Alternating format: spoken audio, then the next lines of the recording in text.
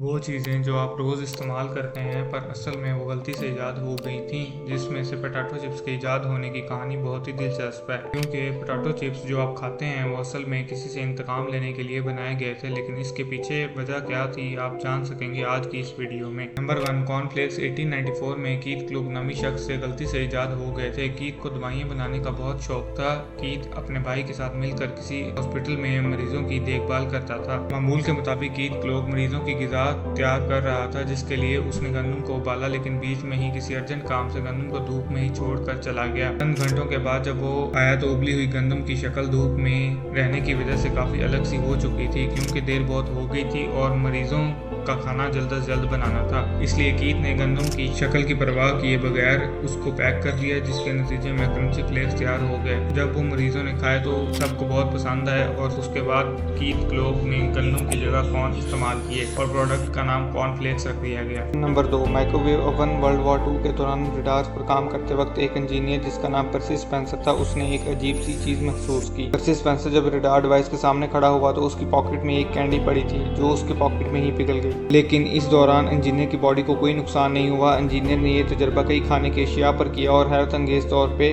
उसने ये नतीजा निकाला कि रडार में से एक मखसूस वेव्स निकलती हैं जो खाने को गर्म करती हैं। इंजीनियर ने वर्ल्ड वॉर 2 के बाद इन्हीं वेव्स को इस्तेमाल करके एक डिवाइस बनाई जिसको माइक्रोवेव ओवन का नाम दिया गया। Number 3, ice cream cons. आइसक्रीम खुद तो बहुत पहले ईजाद हुई थी, लेकिन कोन आइसक्रीम गलती से 1904 में एक मेले के दौरान ईजाद हुई थी। मेले में एक आइसक्रीम का स्टॉल लगा था जिस पर बहुत ज्यादा रश था, जहां आइसक्रीम छोटी छोटी प्लेट्स में रखकर दी जा रही थी। कस्टमर्स का रश इतना ज्यादा था कि आइसक्रीम तो खत्म ना हुई पर वो छोटी प्लेट्स खत्म हो गई जिस पर रखकर आइसक्रीम सर्व की जा रही थी। आइसक्रीम स्टॉल के बिल्कुल बराबर में एक स्टॉल लगा था जिस पर बिल्कुल भी रश नहीं था। इस स्टॉल पे बैरन्स होमी नामी शख्स पर्शियन रैल्फ बेच रहा था। जब उसने देखा कि मेरा पड़ोसी जो आइसक्रीम बेच रहा है मुश्किल में है, क्योंकि उसके पास आइसक्रीम प्लेट्स खत्म हो चुकी हैं, उसने अपने रैल्फ को कोन की शक्ल में मोड़कर आइसक्रीम स्टॉल वाले को ऑफर दी कि वो अपने कस्टमर्स को इस कोननुमा रैफल में आइसक्रीम डालकर सर्व करे। जब ऐसा किया गया तो कस्टमर को आइसक्रीम के साथ वेफल का टेस्ट इतना अच्छा लगा कि उस दिन के बाद से इसका नाम कोन आइसक्रीम रख दिया गया और ऐसे कोन आइसक्रीम इजाद हो गई। Number 4, potato chips.